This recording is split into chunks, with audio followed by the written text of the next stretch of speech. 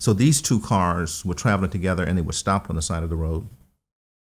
The journalists were taken out up and over a hill and killed. The drivers were sent back to the Taliban to tell the rest of us, Taliban is still here.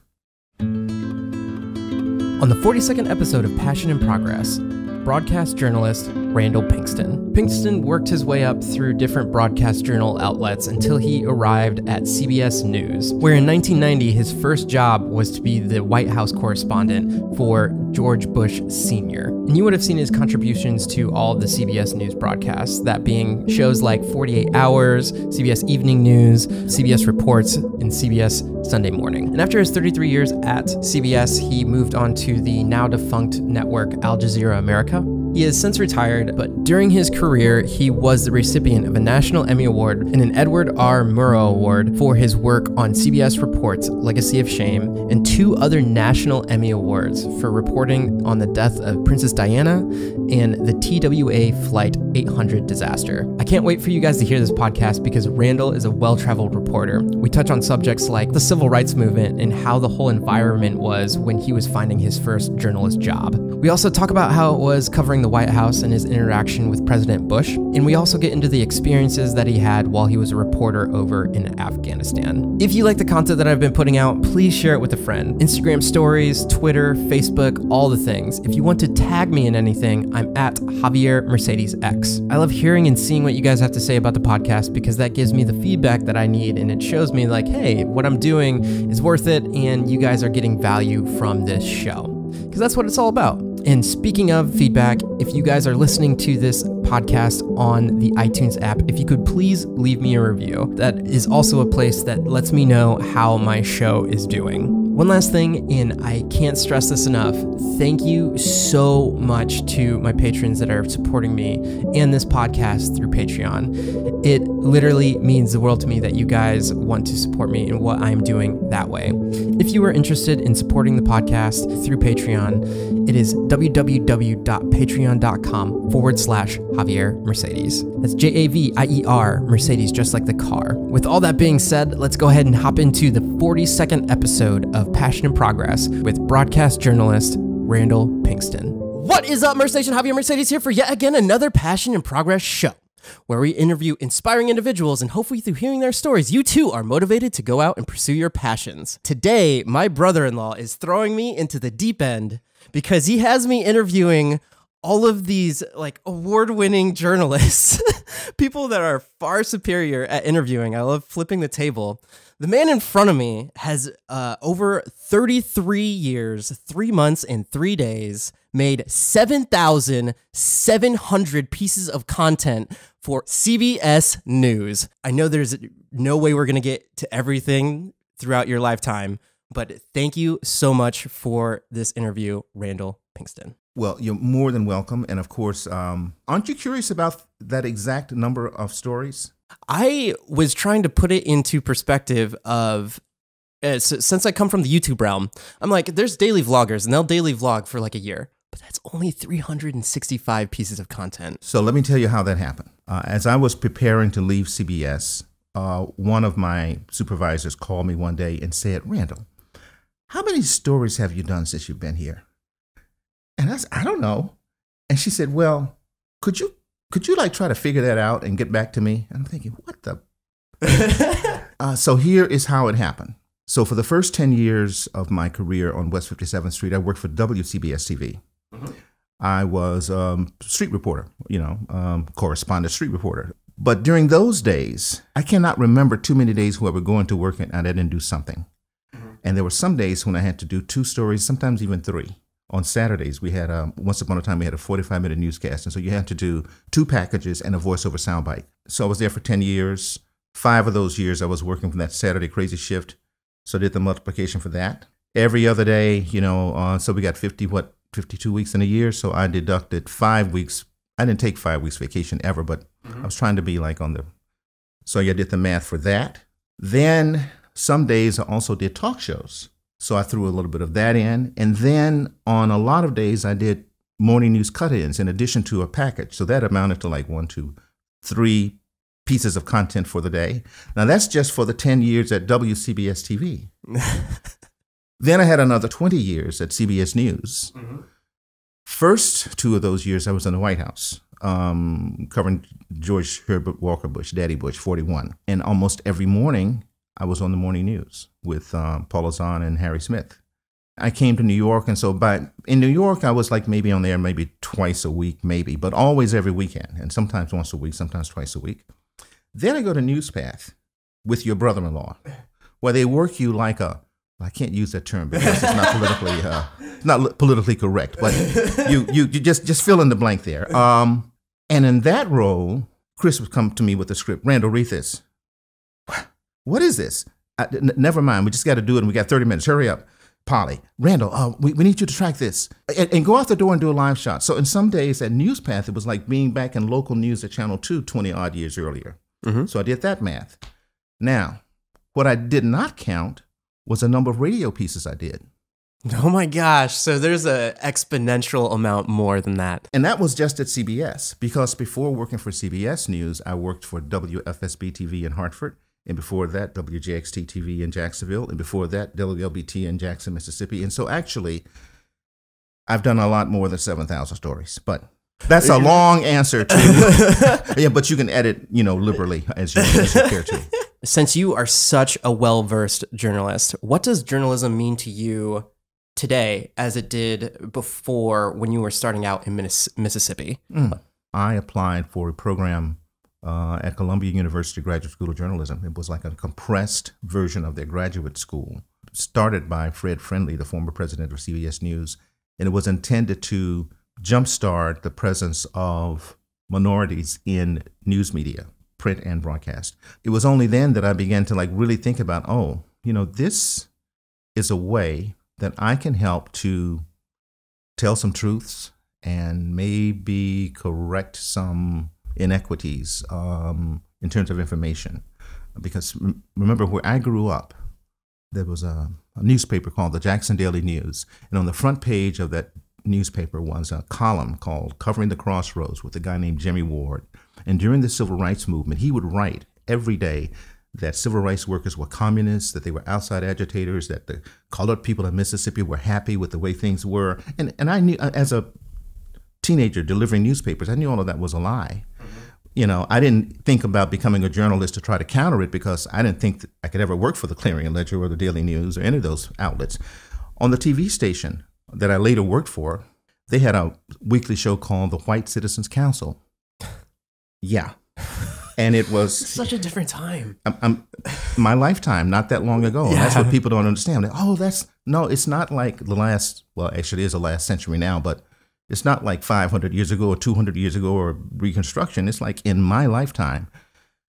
And these guys would get on the air and say things that were either totally false or conflated, and definitely had no reference point to equality or voting rights or any of that. Remember, this is a time when black people were getting killed for trying to vote. Mm-hmm. I mean, just not black people, and white people who were trying to help them, mm-hmm. because there were a number of white people, the 3 civil rights workers, Schwerner Goodman and the black guy Cheney, Viola Liuzzo, who was trying to transport people. A lot of folks lost their lives in my lifetime just trying to vote. And the news organizations in my hometown, in my home state, were not trying to help open up equality and freedom and opportunity. They were suppressing it. So, flash forward, lawsuits happen, license challenges happen. I'm seeing the value of maybe becoming a journalist and trying to do my little part to continue this long path to democratize information. That's my terminology now. Of course, I didn't think about it in that kind of construct at the time, but that's what I saw then. When I was starting out. Today, it is more necessary than ever. I watch. I'm a consumer now. I'm not working anymore, but I'm glad to see my colleagues holding political office holders' feet to the fire, and not just the presidents. I mean, all of them, because they all have a responsibility. Democrats and Republicans, independents, conservatives, liberals, whatever you want to call it. Everybody has a responsibility to try to do something to right-size this ship of state. Going back to when you did start to anchor and things of that nature, can you talk about the very first job? Was it at WLBT? Actually, the very first job was at WESU FM in the basement of Clark Hall in Middletown, Connecticut. It was a campus station. It was student run. The radio station at that point was just going through the phone wires, the electrical wires. You know, you could plug in and hear it. But then they got a 20,000 watt transmitter. The school. Wait, so they would transmit through a phone? Yeah, through the electrical wires. I don't know how it worked. I have no idea. But that's how you could hear the radio for on campus until they got the transmitter. Oh, so it's like an internal system. Yes. Okay. Yes. It was an internal system, but it was a microwave. I have no idea how it worked. But anyway, so when I got there, they were building the FM station and they were looking for people to fill the time because they were going to be on the air. The plan was 18 hours a day. And we started a little show called Soul Session. And we played R&B music, and we had to read the news and weather once an hour. We had a little short something called Metro Media News, and then we would do our little local thing. My friend and I took Polaroid pictures and sent them home. My dad showed the picture to his minister. I did not know this at the time, but my minister had been recruited by WLBT to be on an advisory board to bring young black people in for job training because the station was facing a license challenge because they didn't have any black people on air, and it had used this White Citizens Council as its public affairs show, and it never let black folks do anything. And the one that they finally let Medgar Evers make a speech, and a month later he was killed. That's the station where on the air? No, not on the air. Shot in his driveway. No. I meant the speech was on air. Yeah, and he had to write letters from about 8 years to get permission for the one and only time they let him on air. But because of his activism, that I think attracted the attention of the United Church of Christ Office of Communication, Reverend Everett Parker, who was a visionary. They used that station as a template to demand that all broadcast operations serve everybody. Public interest, convenience, and necessity meant all of the public, including people of color. And so I was recruited as one of the early trainees by my father's minister. Mm-hmm. That's how that happened. So how was it in that beginning time when you first started off? What was your responsibilities and what were you doing? Okay, so my very first job, they did not hire me as a news trainee. They hired me as an announcer because we didn't call ourselves DJs. Mm-hmm. The station had a 100,000 watt, so it was like a 3-play AM, FM, TV in one building. And the FM was primarily used for something called Muzak, M-U-Z-A-K. And old timers will know what I'm talking about. But it was the elevator music that you used to hear when you got on elevators back in the day. Mm-hmm. That was Muzak, and it was transmitted on a sideband channel of FM stations. So this station was making its money primarily transmitting Muzak to companies and places that just wanted to play music, right? Mm-hmm. The commercials cost like $5 for 30 seconds or $15 for 60 seconds. And half of the time we were playing PSAs. Mm-hmm. And those of us who were on that station were making $1.70 to $1.85 an hour. Now, I know it was a long time ago, but even then that was no money. So my first job was playing music, and recall that at Wesleyan at WESU FM, I had an R&B show, and I was into the Temptations, Impressions, Charles Lloyd, the jazz and R&B riff. At this station, I had to play hard rock. Now, what do I mean by hard rock? Vanilla Fudge, Iron Butterfly, Led Zeppelin, stuff I'd never heard of, right? Yeah. But eventually I did, and I got to like it. And so that was my, and to read the news once an hour for about 3 minutes. The news director heard me reading the news. I'll never forget this. The Vietnam War was still in progress at the time, and I think I must have been something about Phnom Penh or Cam Ranh Bay or Dien Bien Phu or something. And he was just blown away that I could say those words without tripping over them, because a lot of his own announcers had trouble with. Mm-hmm. Yeah. But so the news director called me to his office. He said, I think you'd be a good reporter. I wasn't interested. I said, well, I'm in school and I have this radio job. He says, well, you could leave the radio job. And so he gave me a camera.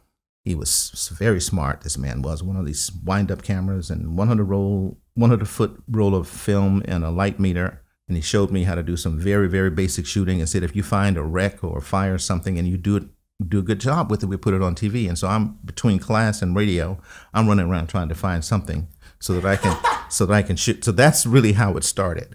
I was out thinking I was going to be a photographer, right? And I go on with this for like about a month, not for money, mind you. Did you find anything? Yeah. A couple of fires, a couple of wrecks, you know. Really? Were people like calling you up or like No. Back in the day, how would you know that something was going on? There was a thing called a scanner. Okay. In the newsroom. Ah, okay. I was like, if it wasn't for word of mouth, how are you knowing? Yeah, where? the scanner. And you know, and sometimes like if you just follow fire engine, right? Okay. Wow, that's a genius idea. Yeah, you know, you knew where the firehouse was. I did. There were a couple of, then we had more than one in Jackson. Anyway, this went on for about a month and a half. And then he tells me one day, look, I want to start paying you, but you're going to have to work on Saturdays. I said, okay, what am I after? He says, well, I want you to write a newscast. Okay. And you have to put a little sports in and a little weather in it. Okay. And you have a break for commercials. All right. And if you want some video, you pull that from NPS. That was called News Program Service. It was the service of NBC News. It's like NewsPath for CBS. Mm-hmm. He said, and Chorus was the guy who was actually been hired as a news trainee. Mm-hmm. He would show you how to do this. I said, all right. I said, who's going to read it? He said, you are. I said, I don't want to be on TV. He said, look, it's the same thing as being on radio. You just have to look up every now and then. So my very first job in TV news was writing, producing, and anchoring a 15-minute newscast on Saturday nights. Bam! How was it your first few broadcasts? I was horrible. Not just the first few broadcasts, but for like the first couple of years. It was like this is before teleprompter. It was just you on the camera, and if you had some video, they roll the video, and it's back to you on the camera. And so you got this script, and you're like, you're either doing the duck or you're doing the up and down like that, right? And that was it. I'm so glad that none of that stuff was taped. How and when did you move up to CBS? I sent letters and resumes and still frames to news directors. A still frame is a length of film with leader on either end of it that you have to put in a film chain and a projector to be able to see it clearly. I thought that if a news director took the time to find a projector, to put it in there to see what I look like, that he would remember me. Now, it was crazy, right? Because you really should have been sending a glossy. And I could have sent some black and white glossies, because I could have done that. But I couldn't send my work product because this is before digital. This is before VHS, beta, 1-inch tape. In those days, videotapes were 2 inches thick. They were called quad tapes, and 15 minutes of a quad tape cost $200.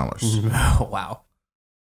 I was not making that much money at Channel 3, even doing the 6 o'clock news. I think my first salary was $600 a month. Mm-hmm. But I couldn't afford the tape. So anyway, so some of these news directors, when they thought, who is this crazy kid from Mississippi sending me a still frame? They took, and because then I would follow up with a phone call. Did you get my letter? Did you get my resume? Did you get my still frame? Yeah, but I want to see your work. Well, can you send me a tape and I'll put my work on it? So that's how I got tape. So the news directors, several of them, sent me tape to put excerpts of the shows that I anchored and some of the stories that I had done, the field reports. Mm-hmm. And I would send it back to them, and then they would send me the tape back. So I accumulated a lot of tapes, but just by asking for tapes.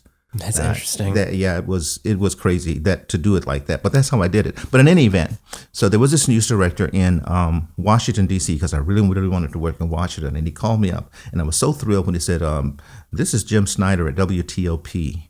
Oh, Mr. Snyder. Yes, he says, well, don't get excited. You're not ready for Washington. But we have a television station in Jacksonville, Florida. Would you be interested? And I said, oh, yes, sir. And so he directed me to Jacksonville, Florida. So my next job after Jackson, Mississippi was Jacksonville, Florida. Not doing the news, but doing a talk show Monday through Friday. Mm-hmm. That station was owned by Post Newsweek. From there, I went to WCBS in New York. Do you want to talk about your time at the White House? So that was 10 years after Channel 2. So most news organizations have more than one White House correspondent. There's the one who does the premier or the senior White House correspondent who does the news stories for the most important newscasts. This is the way it used to be back in the day, and not so much on cable now. And then there's another White House correspondent who does the other shows, morning news, for example. And then there's one who does weekends and radio. So my job, I thought, was going to be the weekend radio guy. But when I got to the White House, Leslie Stahl was like just a few months from starting 60 Minutes. And so she wasn't really there. So the guy who was doing morning news, Wyatt Andrews, basically replaced Leslie. And I replaced Wyatt doing morning news. So instead of just being on the air once or twice a week and doing radio, was just what I thought was going to happen, I was on the air every day. That's crazy. What is it to be a correspondent at the White House? What was your day-to-days and like what were responsibilities and things of that nature? Since I had to do morning news, it usually meant being at work no later than 6 a.m. or maybe even a little earlier, just in case I had to retrack something that we had done the night before. Marlon Fitzwater, who was the press secretary at the time, would usually get to work before 7, and you would go to his office, and he wouldn't do this on camera, but if there were little tidbits, something in the news that had happened overnight or somebody had broken a story, he would perhaps give you an indication of whether it was true or false or no comment. And so then you could use that for your live shots at 7 o'clock on the CBS Morning News. Around about 9 o'clock, the senior White House correspondent comes in and talks to the senior producer, executive producer of the evening news, Dan Rather's evening newscast, and they would decide whatever they were going to do that day, what they were going to focus on. And so then that became what I would focus on, because whatever they did at 6:30 is I was going to do a version of that the next morning. Reinforce it, yeah. Okay. Next morning, try to add something to it. Yeah. You're trying to. Now, during the course of the day, the White House has something called a pool system. When the president meets with someone in the Oval Office, for example, and especially when he travels, all of the press can't go. So you have a pool who represents different components of the press. There's a pool that represents TV, pool that represents radio, pool that represents whatever, and it rotates. So on some days, CBS had the pool duty, and if Wyatt was working on his story, then I would be the one to be in the pool to witness whatever the president was saying to whatever visiting head of state was there, and we would shout questions. And Wyatt used to say to me, let's say he wanted to do a story about the controversy over Clarence Thomas's nomination for the U.S. Supreme Court, as an example. So Wyatt would say, we got to get the president to say something about this. Even if he called you into the Oval Office about something else, you can shout whatever you want to shout. You can ask whatever you want to ask. I say shout, but you usually did have to shout. So you would say, President Bush, some people say that Clarence Thomas is not the right candidate. You would throw that out, hoping that he will give you some kind of response that then Wyatt could use in his piece at 6:30. Then I could reuse it the next morning. And Wyatt used to refer to it as red meat. I love these particulars. This is awesome. So, Randall, I need some red meat. You got to get him to say something. And the same thing like when he's going to the helicopter or coming off the helicopter on the South Lawn, or and those weren't the only sources of information, because Wyatt is working the phones, and you got sources all over the place, but the source who counts is the president. That's the sound you want. When you get through with the critics and the experts and the analysts, you want the man to be somewhere in your piece saying something. And then, of course, there's the daily press conference, which apparently is no longer the daily press conference under the current press secretary, but it used to be every day there's a press conference where either Fitzwater or one of the deputies or somebody from another department would come out and take questions from the White House correspondents who were either the ones who were based in the building or the ones who had White House credentials, but they only came over for the press conference.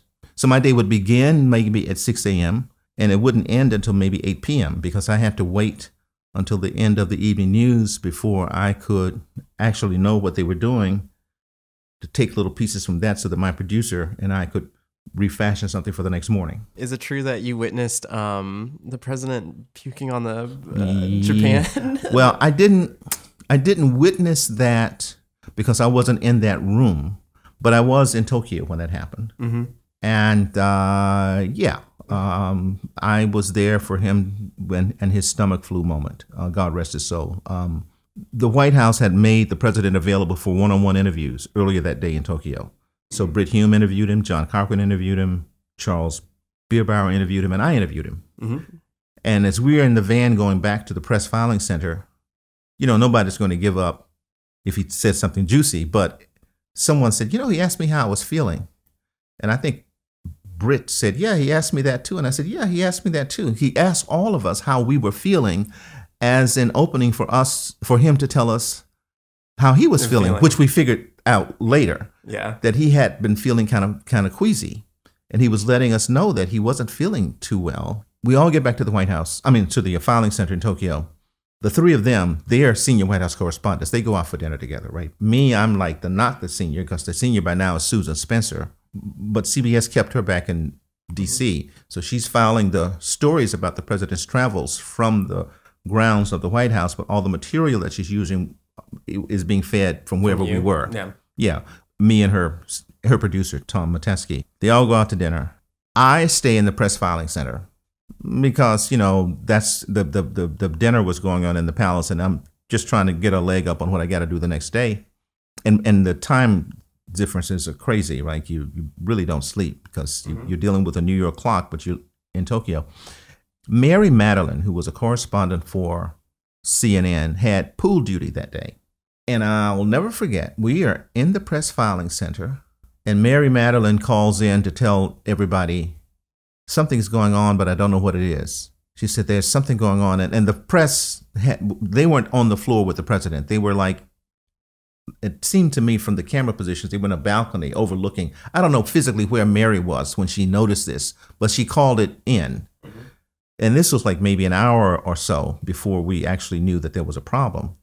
Meanwhile, one of the, Gene Gibbons from Reuters, I think Gene worked for Reuters or AP. I love how specific you are with every single person. You want to get every single name and place and thing. It's a reporter's thing. We try to be accurate. And we really do try to be accurate people. We don't make stuff up, okay? Mm-hmm. We have made mistakes, but they're not deliberate, certainly not. Anyway, so if I got the name wrong, I apologize in advance. But anyway, but I think it was Gene Gibbons who came over to me and he said, Randall, you saw President Bush today, right? I said, yeah.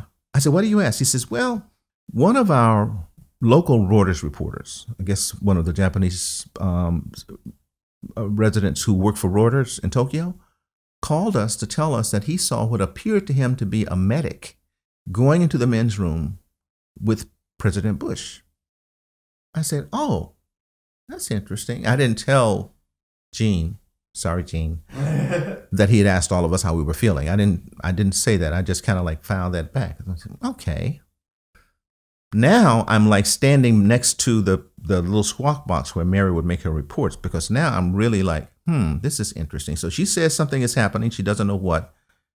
Gibbons says somebody sees a medic going into the men's room, but not really sure if it's a medic or a doctor and not really sure why. And then the president came out. So the next thing that happens is Mary says they're putting all of the press out of the dining hall. And we think something is happening with President Bush, but we don't know what it is because they won't let us stay. We can't see him. People are kind of gathered around him. She's like some distance away. And they told us to turn our cameras off. Well, somebody didn't turn their camera off. They left it on a wide shot. And that is a video that you see of President Bush slumping over like that. Mm-hmm. But it's not clear because it wasn't lit.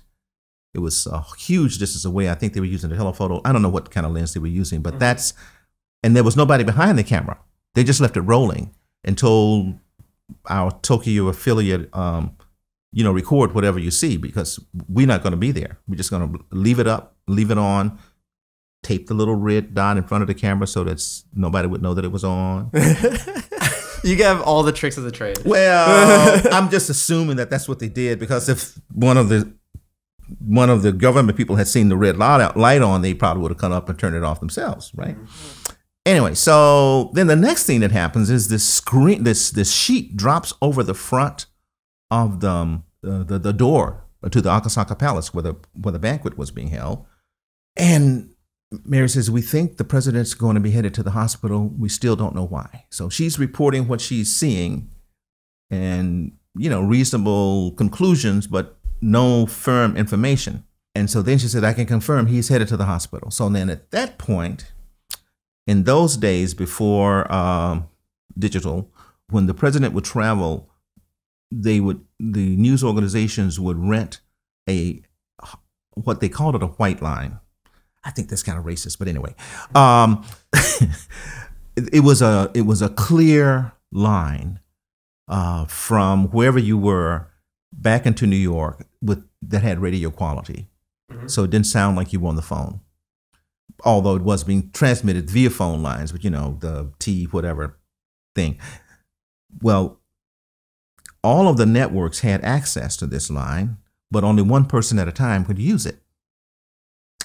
So I'm standing next to the mic for the white line, and all of a sudden I've got enough to make a report. So I pick up the phone and I call CBS Radio News on the phone, and I'm talking into the mic. This is Randall Pinkston in Tokyo on the white line. Somebody pick up the phone. I have a report about President Bush, who was just sent to the hospital. And Harry Dank, who was a radio producer. We used to work together on local news at WCBS TV, but now he's a producer for CBS Radio Network. He picks up the phone and says, Randall, I got you. Just keep talking. Don't worry about it. We'll clean it up. Just tell us what you know. Tape is rolling. And so I broke the story for CBS Radio about President Bush going to the hospital, telling us earlier that he had been feeling kind of queasy, reporting that I'm thinking Reuters. I'm just going to say Reuters. Reuters reporter saw him going into the men's room with someone who looked like a medic, not sure if it was a medic or doctor. The pool reporter saying that the reporters had been put out. The white sheet. Yeah, I'm just reporting what I saw. And at that point, my morning news producer, Clem Taylor, God rest his soul, came to the filing center because now they're looking for me. Comes and says, we need you on camera. That's the other thing. So as a cost-saving thing, for these trips, the networks had agreed to share camera and satellite time so that NBC, I think, would provide the camera, some other network would provide the satellite, and then you rotate. Well, the camera was set up in a lovely garden with a waterfall behind us. The NBC personnel were on the camera that was being fed into all of the network transmission feed points.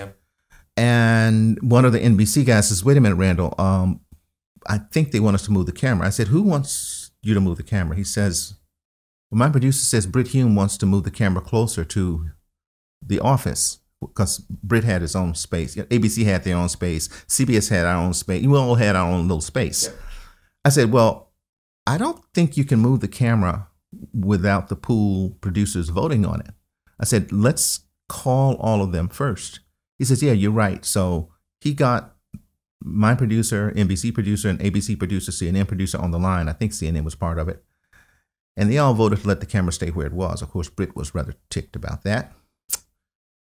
But I had the camera. And it turned out that on that day, CBS had bought the bird. That is to say, the satellite. And so we had one camera, and we owned the bird. And we didn't have to give anybody a piece of the bird unless we wanted to. And certainly we had first dibs on the bird. And so we kept the bird probably for the first 15 minutes. And so everybody else had to do their filing on the phone with the video that had been fed back from Akasaka Palace.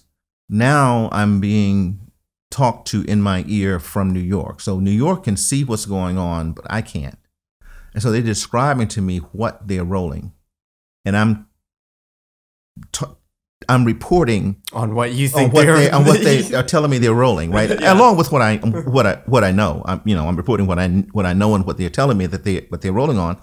And then one of them says, "Wait a minute, I think Mrs. Bush is coming to the mic." And that instant, I thought, "Oh my, now that's very interesting." So if President Bush is in the hospital, and Mrs. Bush, God rest her soul, is back at the palace, that's interesting, because it means either he's not really that bad off, because he was really in a horrible way. Mm-hmm. I don't think she would have left his bedside. I don't think he would have been able to pull her away. On the other hand, someone must have figured out that the mischief makers in the world would pay no attention to the vice president standing up and saying, "I got this." That would be Dan Quayle. They probably wouldn't really believe Marlon Fitzwater if he said everything is cool. Probably wouldn't believe Brent Scowcroft, the national security advisor, if he says, "Oh no, President Bush is fine." But if Mrs. Bush stands up and says, "George is okay, he's just got a little stomach flu, he's cool, he's fine," everybody would say, "Oh yeah, that's his wife." She would not be in the palace if he was really bad off. Mm-hmm. And she made a joke.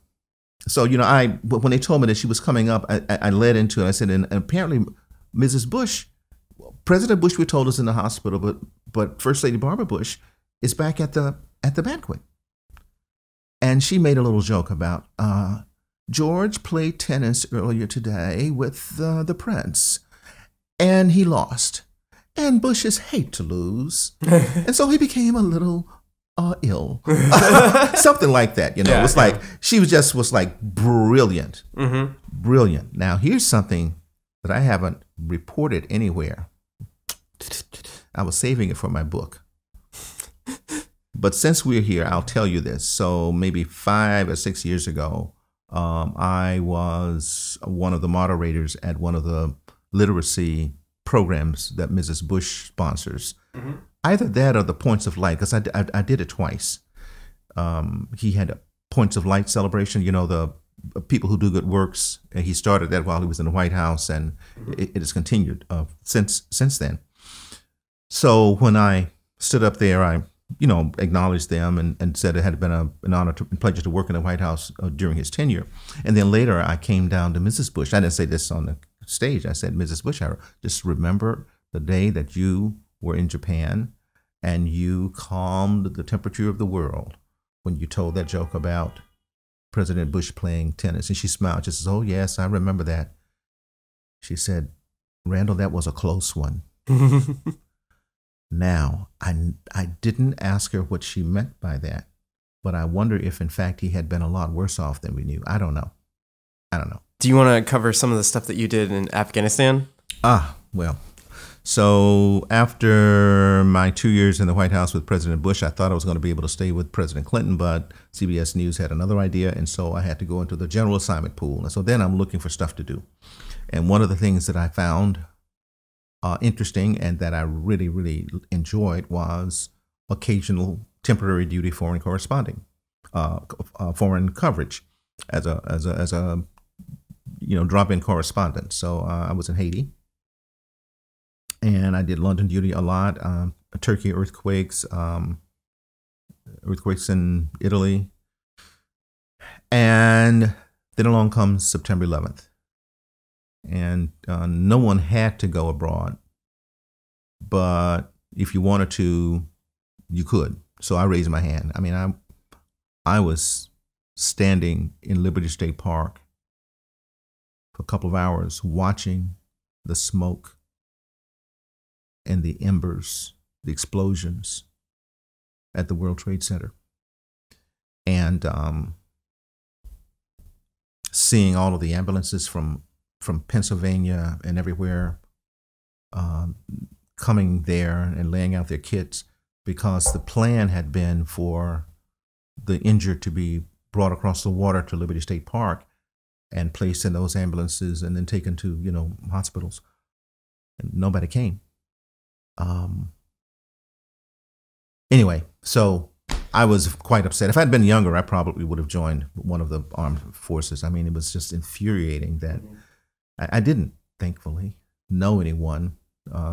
I didn't know who was there at the time, but I later learned the fiance of one of my Mississippi friends, a guy who had worked at Channel 3, who by then was living in Maryland. His fiance was a teacher in the plane that crashed into the Pentagon. Jeez. She was taking some students who had won a contest, and they were going to this national honor. You know, a lot of teachers and students were on that flight. So I had met her, and so that was the one person that I knew, but I didn't know at the time that she was. I was just generally like, who would do this and why? I mean, so I go to try to do my part to cover this thing, and started in London, then then Islamabad, Pakistan, then Quetta, Pakistan, then back to Islamabad, Pakistan, then to Peshawar, or some people call it Peshawar. I always said it was Peshawar. Can you describe the atmosphere around when you're reporting in a place like that? Well, Islamabad was okay. Now, keep in mind that at this time, the world was sympathetic to America because the world had seen these planes go into the World Trade Center, those buildings come crashing down, people running for their lives or not being able to survive, plus the Pentagon, which wasn't as visual, but, it was bad. Mm-hmm. And then Pennsylvania. At that time, I got the sense that, as we went from place to place, people were understanding and supportive of the mission that the U.S. was undertaking to get the people who did this thing. Mm-hmm. And I felt, maybe there were people who just hated our guts and didn't really give a flying, but I never encountered that as I moved from place to place to place, although some of the local folks told me that there was a lot of anger about the U.S. Mm-hmm. and that we should do what we were going to do and get out. I remember a couple of people saying that, and as a matter of fact, there was this one demonstration. One of our sound men, people threw rocks at the camera crews, and it bruised. He wasn't hurt badly, but he was bloodied. And they had effigies of President Bush in Quetta. Quetta is a town in western Pakistan, kind of like in a straight line onto Kandahar, Afghanistan. And so you knew that everybody did not love America. Mm-hmm. But that was, for me, that was the not so dominant as it became the case later. So we go into Afghanistan in a 200 vehicle convoy, overland through the Khyber Pass, cross the border into Jalalabad, for what we later learned was a mini jirga. It was the very first election under post Al-Qaeda Afghanistan. Mm-hmm. The Taliban was on the run, so was Al-Qaeda, and so all of the local tribal leaders met in the King's Summer Palace in Jalalabad and elected a local guy who had been in the U.S., Haji Abdul Qadir, as their leader. And so I was there for that. And then the objective was to get to Kabul, because it had fallen, I think, the Taliban had also left Kabul. So one morning, a group of journalists set out from Jalalabad to get to Kabul, which should have been no more than a 2-hour drive. We did not go. The CBS crew didn't go because we had to wait for some gear. So we went and did a different story. Came back to the hotel in Jalalabad, and everybody was back. And we think, well, why did everybody come back? And it turned out that 4 of our journalistic colleagues had been killed on the road to Kabul. We had talked to all of them that morning. One of them, a female journalist from Italy, who knew our photographer, who was also from Italy. He lived in London, but they're both Italian, and so she wanted to ride with us. And we said, of course, we got a big bus for sure. But her photographer wanted to leave But we said we can't go with everybody else because we got to wait for this gear. So we can't leave today, but we can go tomorrow. You could, yeah, please, just hang around, and we're going to go out to the end of the store. We'll be back. And he says, no, we got to go now. And so they hop in a taxi. And then there was this guy from, let's see, he was Spanish, she was Italian. I think there was an Australian photographer, and I forgot who the fourth guy was. I think he was from Pakistan, but I can't remember. But the four of them, it wasn't a tight convoy. It was hopscotching. People pull over. And so these two cars were traveling together, and they were stopped on the side of the road. The journalists were taken out, up and over a hill, and killed. The drivers were sent back to the Taliban to tell the rest of us, Taliban is still here. This was in November of 2001. Taliban is still here. And today, when I see people saying, well, we've got to take this. Now, that was November 2001. This is January 2019. 17 and a half years later. 17, what does it say to 18? It would say 17 years later, because it was November. When I hear people saying, well, we got to finish the job. Here's the thing. This is also going to be in my book if I ever write it. We make the mistake of not remembering our history. It is impossible to hold land that somebody else calls their home unless you're willing to stay there forever. I'm sure Americans are not willing to stay in Afghanistan forever. What does that mean? That means that the day that we leave, the next day, whatever was going to happen 5 years ago or 10 years ago or 15 years ago is going to happen. Because in the minds of the Afghans, we see the Taliban as being equivalent to Al-Qaeda and being the enemy. We made the same mistake in South Vietnam. We saw the Viet Cong as being the North Vietnamese, as being the enemy. The South Vietnamese saw them as their cousins, their uncles, maybe politically there were some disputes, but the average person is just trying to live and take care of their families. They aren't trying to set up a democracy, Western style, please. So I predict that one day we will leave and some variant of the Taliban will take over. Because right now, the only thing that's propping up the so-called Afghan government is American money and firepower. And the minute that's gone, they're going to go back to status quo ante. That's my prediction. And that's what that guy was saying. Well, not the guy, but that's what the drivers, that was the message that I later realized they were delivering to us when those 4 journalists were killed back in November. Anyway, but you were asking me about the caves. So that was before we got to the caves. And so that was in Jalalabad, and Tora Bora is some maybe 20 miles out. And we eventually got up to that location, and we knew that was the last place that Osama bin Laden had been seen with his convoy going into the frontier provinces, the area between Pakistan and Afghanistan, and the tribal areas, as they call it.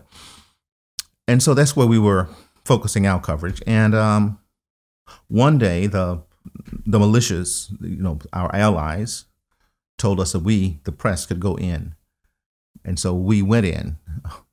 It was weird because my producer had been called back to Islamabad to do what I still don't know why he had to go back to Islamabad, but I didn't have a producer. So I had to produce myself with my photographer, my sound man, and I didn't even have my translator rather. So we get to this area and we see these holes in mountains, the caves. And I'm trying to figure out which one are we going to go in. And I see a guy coming out of a hole.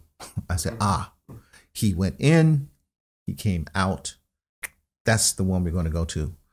So we do this stand up, and actually it's a walking stand up, and I'm telling people where we're going. And behind me, you'll see a guy wearing the turban. That was our guide. And what I didn't realize at the time was that he was telling us where to walk because it was quite possible that the area that we were walking through had been mined. But I didn't know that. And ignorance was definitely bliss. So we get to the cave. And I tell my photographer and my sound man, take a picture of me going into the hole. I go in after the guard.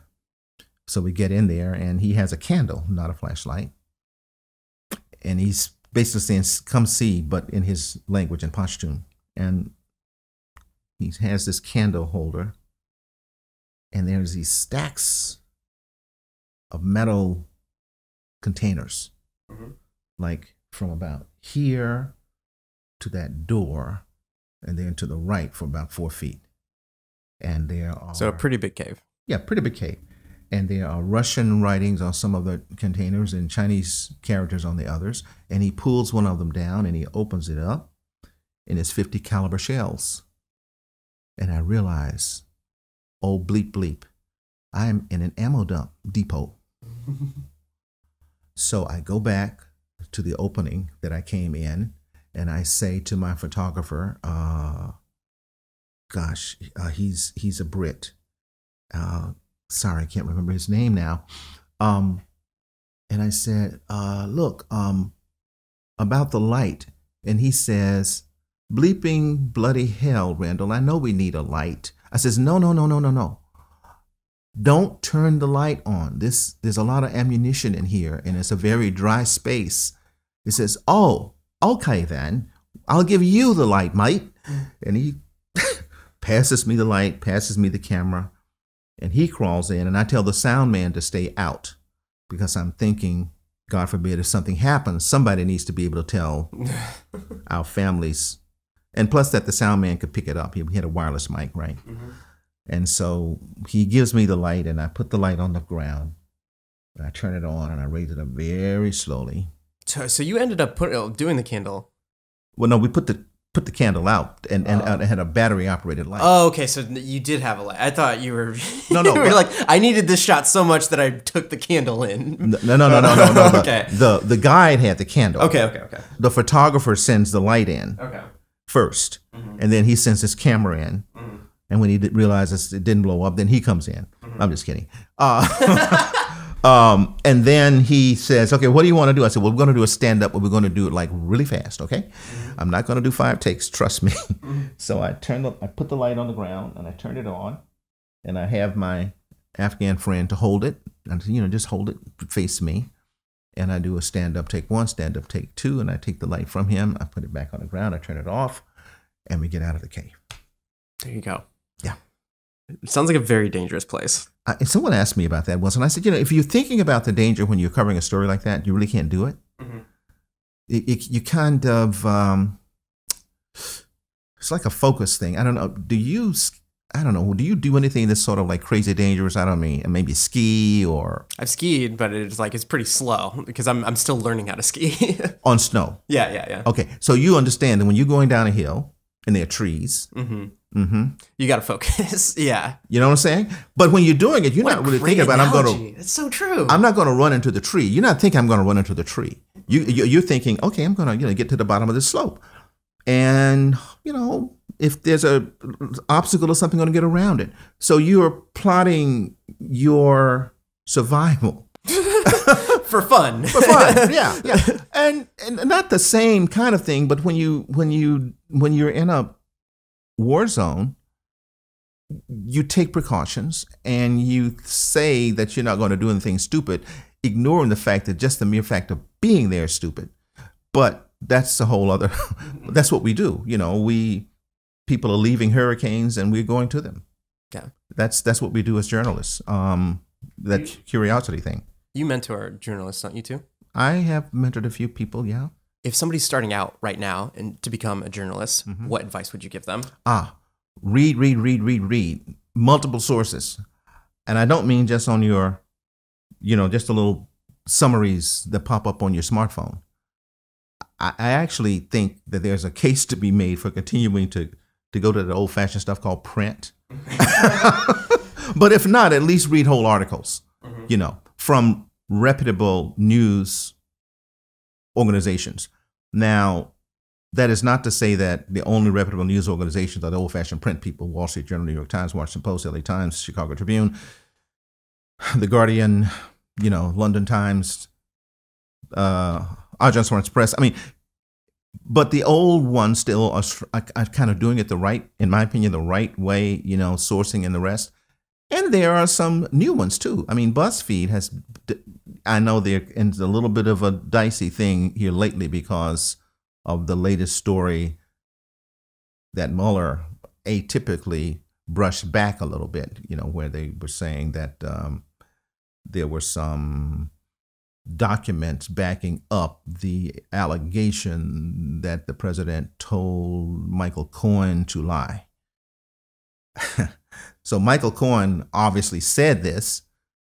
BuzzFeed asserted that there were some documents that backed it up, and Mueller said that's not accurate. So BuzzFeed's a good source to read. BuzzFeed is a good source, in my opinion, based on their history, but all of them aren't. I mean, Breitbart, I don't know. Yeah, I'm not going to say anything nefarious about them. I'm just going to say I don't know. Alex Jones, don't waste your time. I mean, please. That's just garbage going into your ear. For what? Well, we could go to some others too. But yeah, I'm thinking about Rush. Rush takes truth and twists it. Same thing with Sean Hannity. A lot of stuff he says is true, absolutely factual, but a lot of stuff he says is misleading and false. And then when he gets into a jam with something that he obviously can't deny, but he doesn't want to agree with, it gets brushed back. It goes away. That's their technique. The maniacal genius of Roger Ailes, continues to live on. How about getting to the core of a story? Any advice on that? Just old-fashioned techniques. You have to ask questions, and then you have to go out and vet the truth of whatever it is someone says to you. And you need more than one source. It takes time. You also have to gain people's trust. That sometimes takes a minute. Well, just the phrase in and of itself sounds like it would take time. Yeah. I mean, I had a workshop a couple of years ago on oral history interviews. So I've done some, since leaving CBS, I've done several things. And one of those, working for an organization called the History Makers that does oral histories of African Americans all across all kind of, backgrounds, the spectrum stuff. And this guy said, in his experience, he has to meet someone at least 5 times before he begins to believe that they're telling him everything that he really wants to know. Really? 5 times. Well, obviously, as a spot news reporter, that must mean that I never really got to the core of anything, because most of the times you meet somebody once or twice, you interview them, you trust what they tell you. You might have double sourcing, triple sourcing, but most of the times it's a trust thing, and you kind of go with it. So journalism is hard work. I mean, it's tedious, and it's serious, and it's necessary. It's the foundation of democracy. One of the last questions I like to ask everybody is why do you do what you do? Well, I don't do it anymore. No. I mean, obviously you have such a career of it. Why did you do what you were doing? Early on, and I'm kind of, I think around the time that I finished my course of study, that summer program at Columbia, probably for the first time I understood the importance of journalism in making society a better place, in revealing inequities and maybe providing some information about how to fix it, in holding public officials to account, and exposing the good things that people do, because I don't think that news is just the worst thing that happened. I like stories that make me feel good, and might even make me cry, because we need those kinds of reminders that the better angels in our nature, that is the thing that's going to to make America a better place, to continue to make America great. Mm-hmm. That's what we really need to focus on, not the devils, not the bad stuff. We have to deal with it, but we also have to remind ourselves that, Americans in our hearts, people of goodwill, and even evil people can change. It takes a while, but we have to have that hope. What's that saying that politicians, I forgot who said this, vote your hope, not your fears. Yeah, that's awesome. Well, thank you so much. Very detailed stories. I love it. Where can people find you? PinkstonRandall@gmail, Twitter @Randall Pinkston, and I'm on Facebook. I know. Facebook is like whatever, but every time I think about getting off, I find something that's really just warms my heart, So I don't know where else I would find that if I wasn't. So I don't do Instagram. I have an Instagram account, but I don't really do that. And all these other things, I don't really Spotify, whatever. Spotty what? I'm behind the times. But I always tell everybody, at the end of the day, you can always find me on email because I'm keeping my email. Okay, so that's for me. That's my preferred means of communication. But I do these other things. If somebody wanted to reach out to you, what would that look like? Is it just like somebody that wanted advice on a story, or are you still looking to tell stories? Like, what is that? What I've been doing recently, for the most part, is teaching. I'm teaching this semester actually at the Morgan State University School of Global Journalism and Communication in Baltimore. Last spring semester of last year was at Stony Brook, and I did a spring intersession at the University of Mississippi Meek School of Journalism. So I teach for the most part. Obviously not for the money. It's just that I think maybe I can share something with my students. And by the way, I don't go on forever and ever and ever when I'm doing lectures like I did with you. That's what this platform's here for, though, man. To tell your story. But I've also I worked for 2.5 years for Al Jazeera America. As I said, I did some work with the History Makers and the Carnegie Council on Ethics and International Affairs. I did some of their podcasts and one-on-one interviews. So you want to reach me, PinkstonRandall@gmail. I mean, that's the easiest and fastest way. You'll get it there. But you can also do me on Twitter @Randall Pinkston, RandallPinkston. Love it. Thank you so much for your time. You bet. Until next time, everybody, live a life of abundance, and I'll see you guys on the next one.